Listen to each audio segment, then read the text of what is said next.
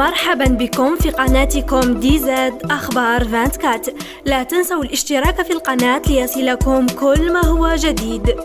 بعد أن فسخ نادي الخليج السعودي عقده مع جمال بالعمري، كشفت صحف أن الدولي الجزائري جمال بالعمري وقع عقدا إلكترونيا مع نادي الوداد المغربي.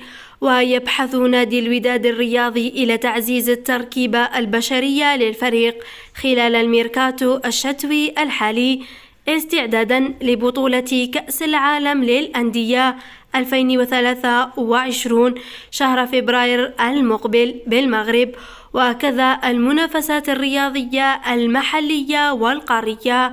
وكان اللاعب جمال بالعمري توج بكأس إفريقيا للأمم سنة 2019 مع المنتخب الجزائري بمصر، ويعتبر من أفضل اللاعبين في الدفاع في المنتخب الجزائري. فما رأيكم أنتم بهذه الخطوة التي أقدم عليها اللاعب الدولي الجزائري جمال بالعمري؟